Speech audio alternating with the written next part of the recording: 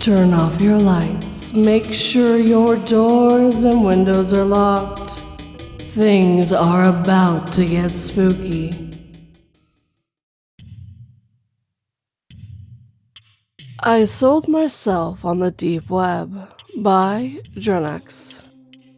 I'm what you call a crypto addict. Before that, though, I was someone who enjoyed browsing the deep web. I wasn't really looking for anything in particular, just curious as to whether or not the stories I had heard were true. I never really found anything that creepy, though, but it was my first encounter with Bitcoin. A few sites used it, and it was the first time I'd ever heard of the cryptocurrency. As such, though, I had thought that it was a scam or something shady at that point. This was back in the years of 2012 to 2014, so you can imagine I'm really kicking myself for thinking that and not buying a few coins. My interest in deep web waned over time, but around the year 2017, I began reading about cryptocurrency and that oh-so-shady thing Bitcoin on mainstream news outlets. That's when I made a deeper dive into the world of crypto. My goal at the beginning was just to earn enough money to pay off my student loans. Of course, nothing was that easy. I had made nearly every single mistake you can make while buying crypto. Once, I lost my seed phrase. I sent crypto to the wrong wallet by mistake. I've FOMO'd and sold at a loss countless times. Twice, I've been fooled by pump and dump schemes. Despite all this, my net monetary change from buying into crypto has been a positive one overall. That's mainly because I wised up over the years and made back the money I lost and then some. Of course, every time I hear about a random coin going up 20 times in price, I do wish I would have seen the opportunity, but I know most of these coins probably do not have much value or long-term perspectives. I invest in safe projects, but of course, like almost everyone else, I've been on the lookout for the next big thing. You know, the next big project that's going to the moon, so to speak. I got an email from an old acquaintance of mine. Let's call him Frank. Frank and I went back to the days when I scoured the deep web, and the two of us would often exchange information regarding anything interesting that we found. I hadn't gotten a message from him in 2 years, though, so I was kinda surprised. Hey, I know it's been a while, but I saw this weird thing and I think you want to check it out. I see from your profile that you went into crypto space for a while, right? What do you think about this? It's a site claiming to have made a new kind of coin. There was a link to a website. At first, I was really confused. This website was on the deep web, but according to this mail was regarding a new crypto coin? This made no sense. When you made a new coin, one of the first things you want to do was get as many people in on the project as possible. Making all the information about your new coin exclusive to the deep web was a guarantee that it was probably never going to take off. Then again, maybe they were making some sort of super secure coin which the government couldn't trace, so they kept it on the down low. Regardless, I decided to check out the link. The website was honestly nothing to write home about. It was decently organized, but it was rather plain. It looked like a website from 2007. This was definitely the wrong thing to do if you want people to be interested in what you were doing or convincing them that you had a great new idea for something.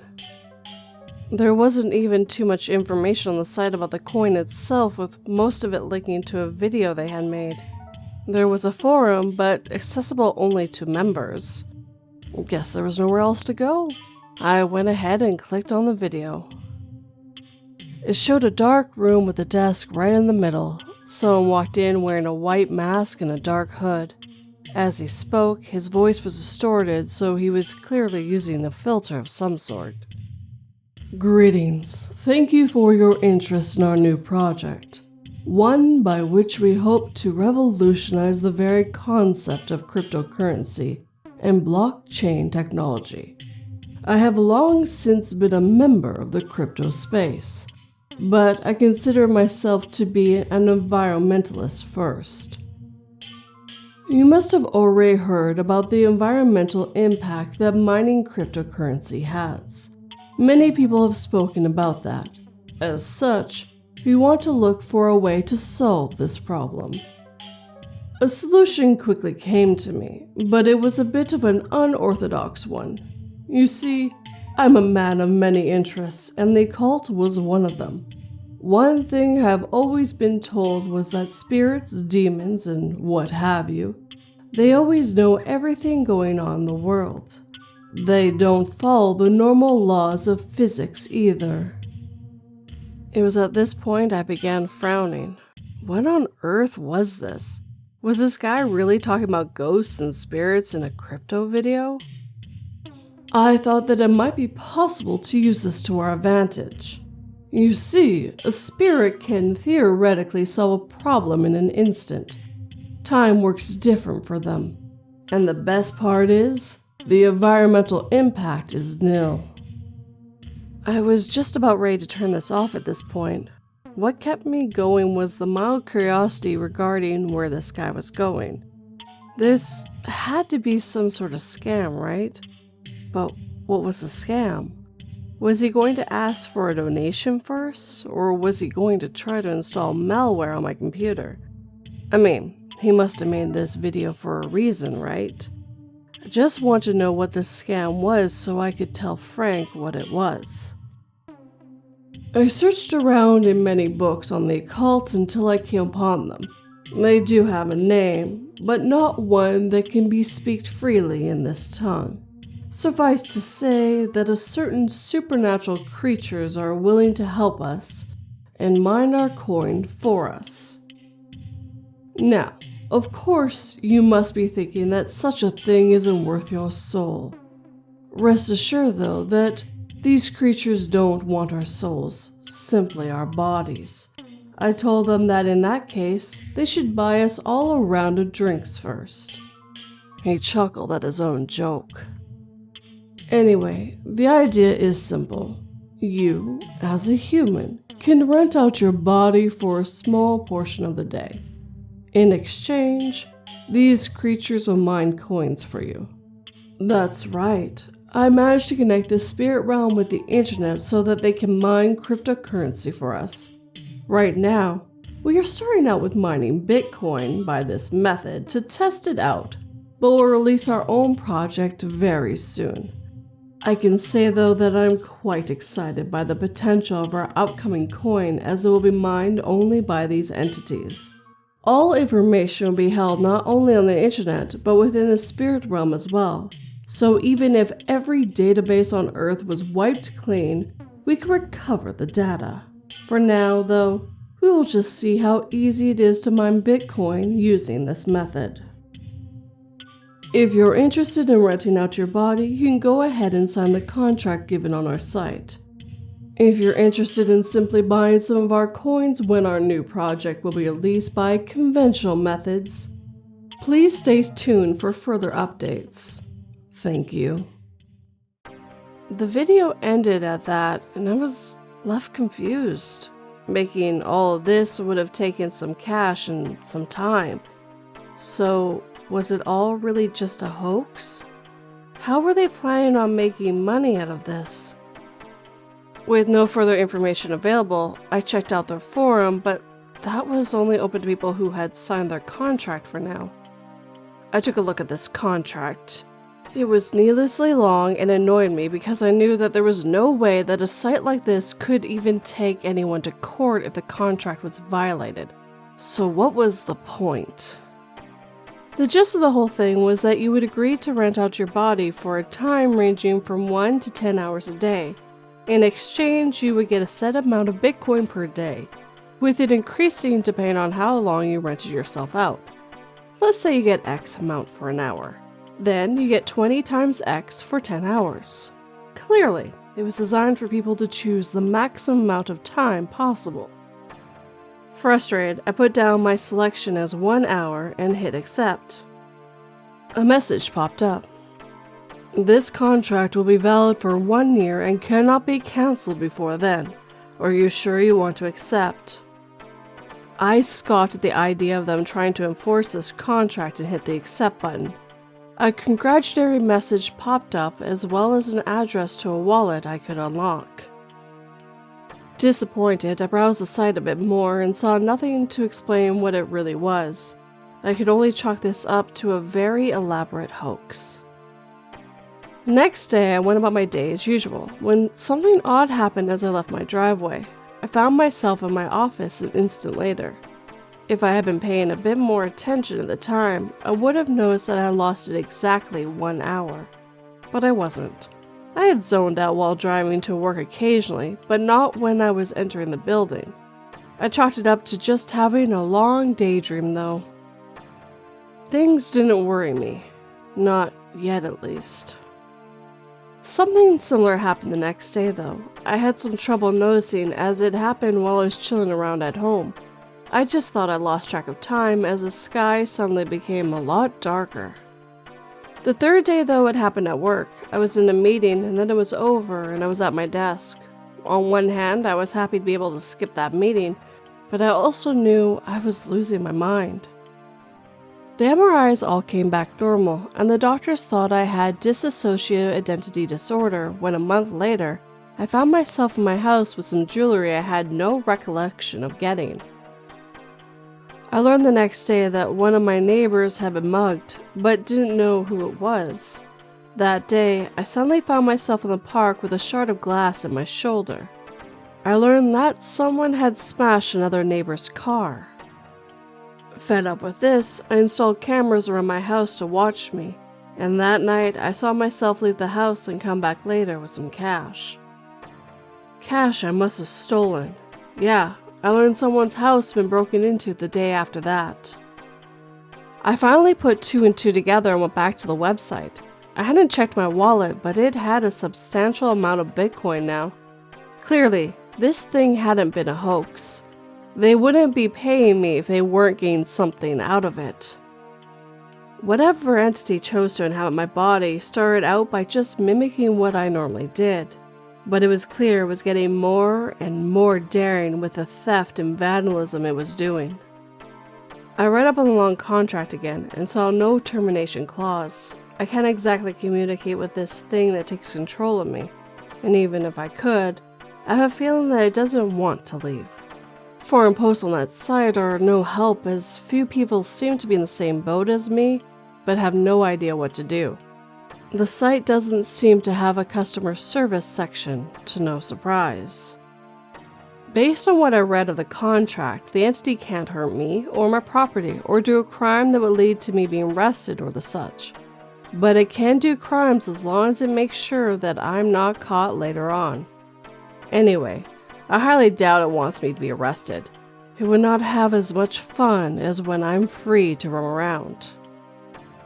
In the end though, I realized that I couldn't live like this. There was nothing else to do but wait for the contract to expire. So I moved to a very remote area where there are few people around. I'm glad for that so that this thing can't harm anyone else. I have even had to give my dog away to my parents for the time being. I don't know if she counts as my property, but I don't want that thing hurting her one day. I read on the forum post on the site of someone who found themselves with blood on their hands after a blackout, and that they were freaking out while wondering whose it was. It was obviously much worse for those who rented out their bodies for several hours. I guess I should be thankful I only agreed to an hour. I've quit my job and only go out to town to get supplies when the hour is up. I thought about maybe tying myself up so I can't get out, but I still need to do things like go to the bathroom, and that sounds like a terrible way to live. It's been 3 months total, and there are 9 left. The coins I keep getting are enough to pay for my living expenses, thankfully. I might have had to rent myself out for longer if that wasn't the case. I'm writing this because I was curious if there's a lawyer among you who might be willing to read over the contract I agreed to. If every contract has a loophole, I'd be happy if you could find one in this one. I can't go to a regular attorney, of course, given no one would believe me. I mean, where would I even go to dispute this? But if there's someone among you who is experienced with dealing with supernatural contracts, do please contact me. If possible, I would also prefer if you could accept payment in Bitcoin.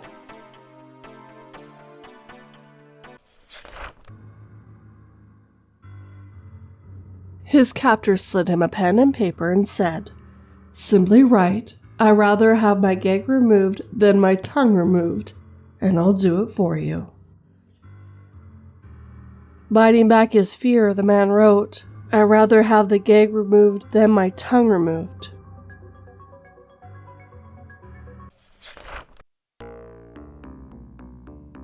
The Dark Web by Memex MC 2000.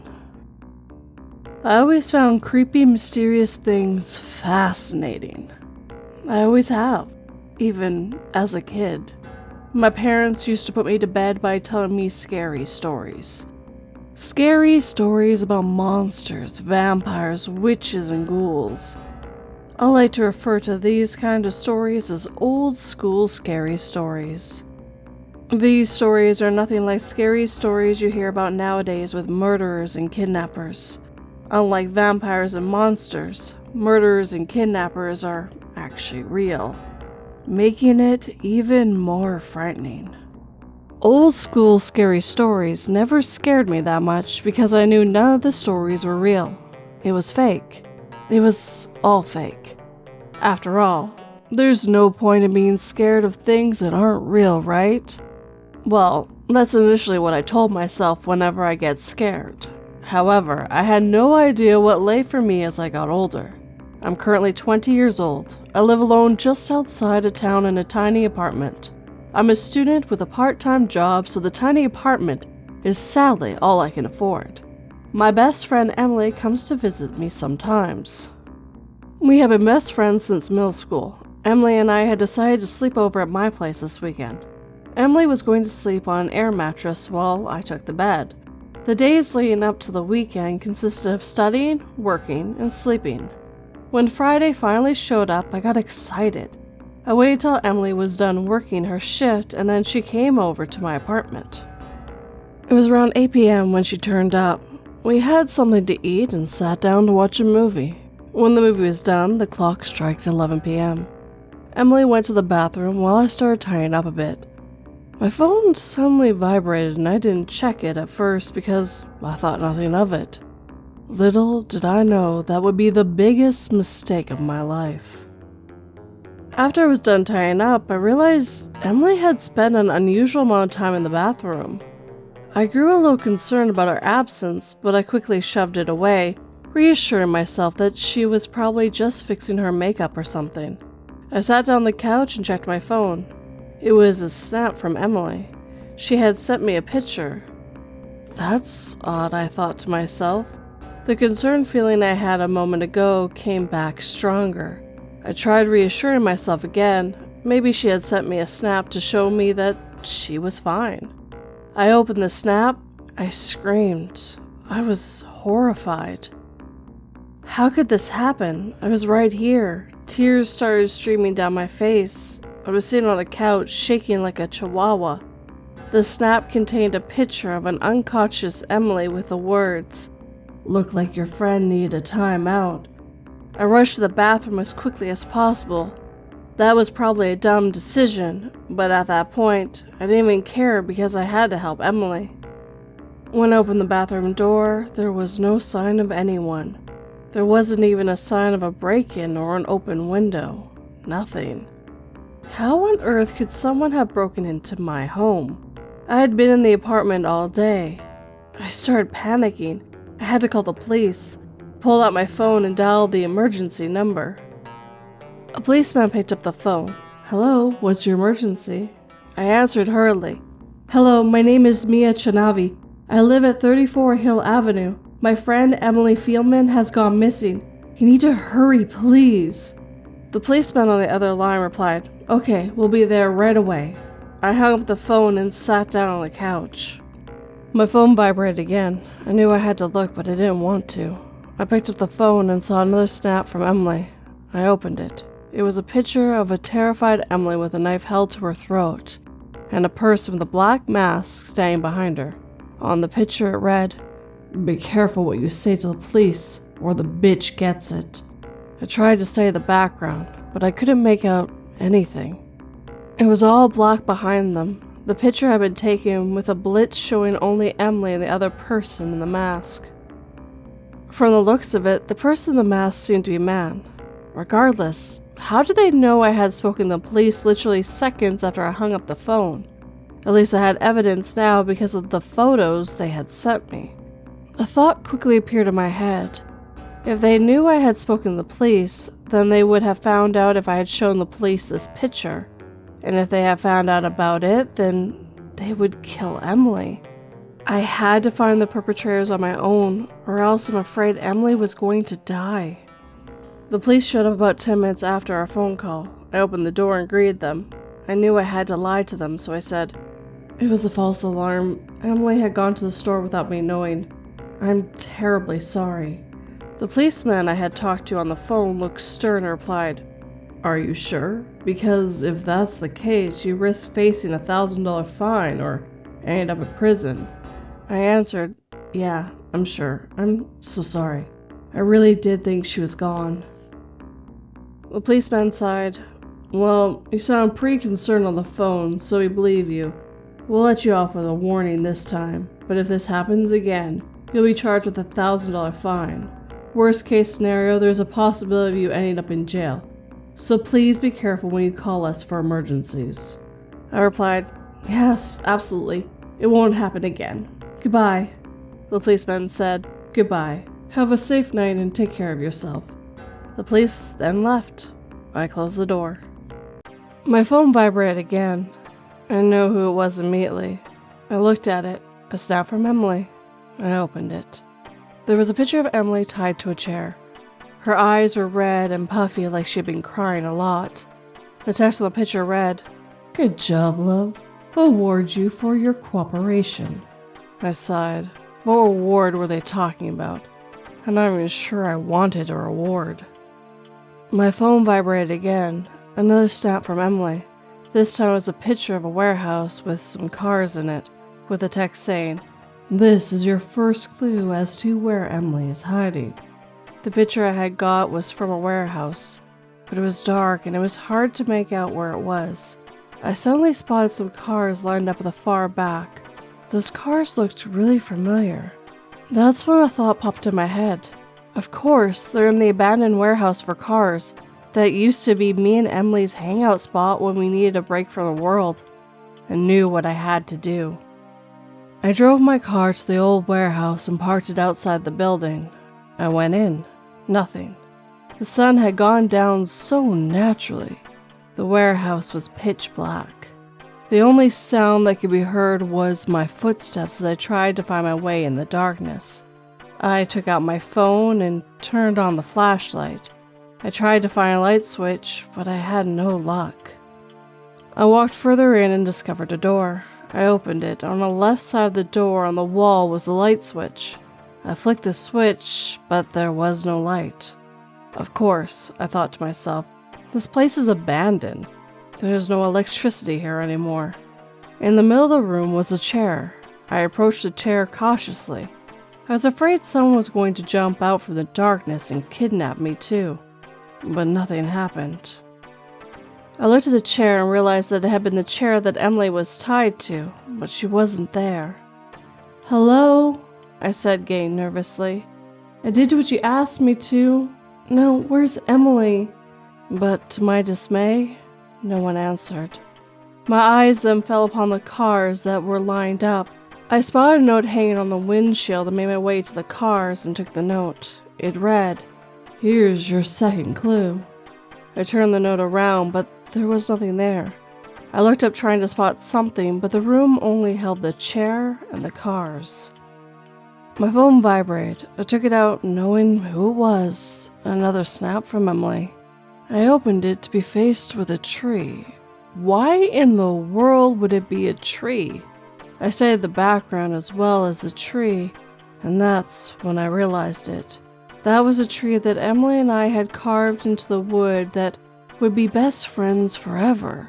I recognized that one of the branches had grown in an odd way, but that's what made it special.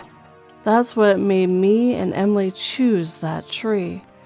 I just really wish I was right and not that kidnapper had taken the picture of another tree. I had to try for Emily's sake. I drove to where the forest was and parked it in the parking lot by the entrance to the woods.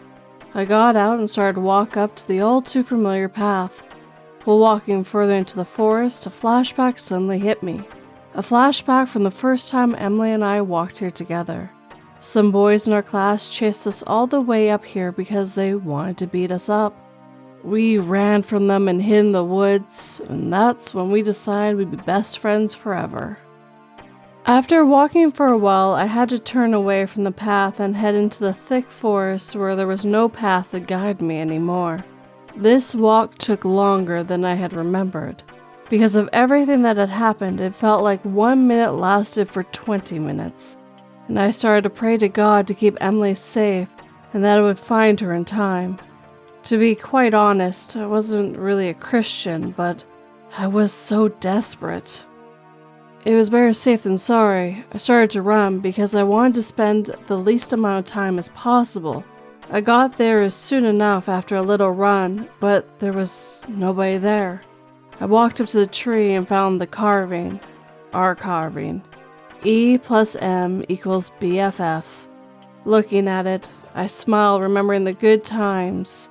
I traced my fingers alongside the E in the carving. That's when my emotions got the best of me. I started to cry. I hugged the tree and wished it was Emily who stood in my arms and not the tree.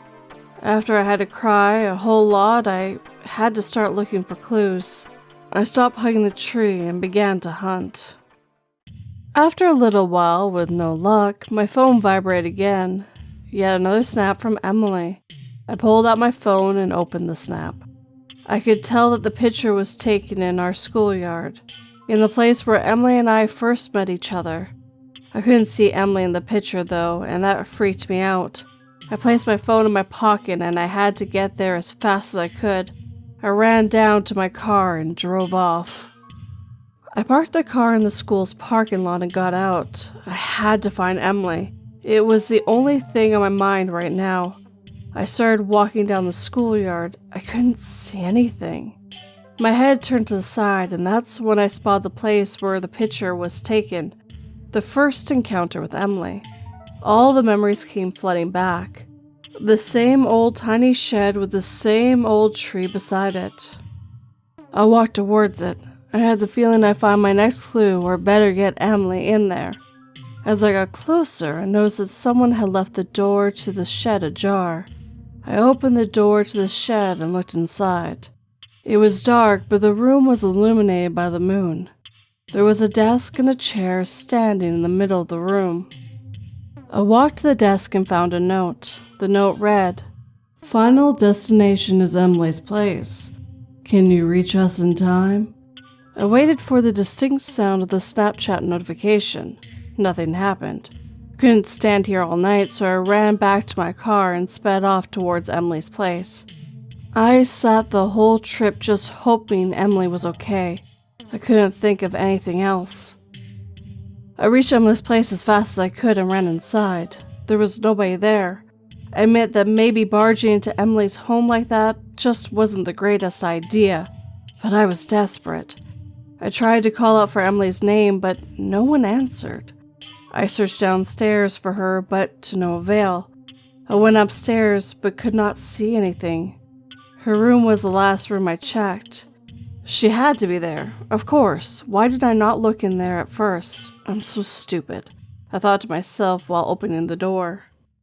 What greeted me next horrified me. Emily's dead body laying on the floor. I ran over to her and held her limp body in my arms. I started sobbing. I couldn't believe it. How could this happen? I hugged her even though I knew she wouldn't hug me back. I sat there what felt like an eternity, hugging her tightly like I would never let her go. I had lost my dearest friend, the one who was always there for me, the one who knew me more than anyone else. I spotted her computer while I was hugging her. It was turned on. I laid Emily gently on the ground again and went to investigate it. When I got to her computer, I saw that it was logged into the dark web. Did she use the dark web? A chat was open where I could see that she had been talking to a hacker who threatened her. I closed out the page because it was too menacing to watch. When the page disappeared, I found some videos of me on her computer. I pressed play on one of them and it showed me while I looked for her in my apartment. There was another video of me when I was at the warehouse, another one when I was in the woods hugging the tree. They filmed me while I searched for Emily. That's how they knew when to send the snaps. I looked up and found screenshots of Emily and I's chats. The times we talked about the places I had been to tonight, like the tree and the place we first met. That's how they knew these places meant something to us. What is this? I said to myself, overwhelmed with what I was seeing. My phone vibrated suddenly. I took it out and looked at it. Another snap from Emily. My heart started to beat fast. A tear fell from my eye. I got so scared. I knew who it was. I plucked up what was left of my courage once again and opened it. It was a picture of me from behind. I suddenly heard Emily's closet door creak open. I whipped my head around and gasped. It couldn't be.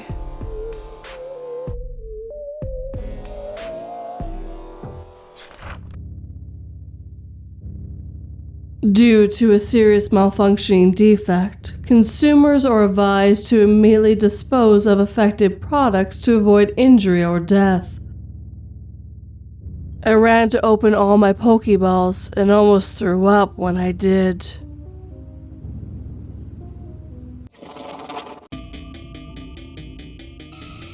And with that, my friends, our time together is coming to an end. I hope you enjoyed these 2 dark or deep web stories. I actually had a poll for this back in February for these stories. I'm trying to do that more often so you guys get a say on what kind of content comes onto this channel. Thank you to both of the writers who let me read their stories today. I hope you both enjoy how I brought these stories to life. And of course, if you enjoyed these stories, well, hit that like button and make sure it feels it. If you're new, please subscribe and turn that pretty little bell to all notifications. And if you'd like to help this channel/podcast grow, please just share it with anyone who might enjoy it. You'd be seriously surprised how much that helps. And if you like early access and a few other bonuses, I do have Patreon and YouTube memberships. And I have Buy Me a Coffee, Patreon, and if you want those little avatars on something, I have merch as well. All the links are down below. Of course, last but never least, I would truly love a comment. I seriously look forward to reading every single one of them. And as I said for this month, I'm not doing a Sunday word due to some other stuff going on in my personal life. But as always, guys, thank you for watching and listening. It really means the world to me. Sleep tight and don't let 42 bite.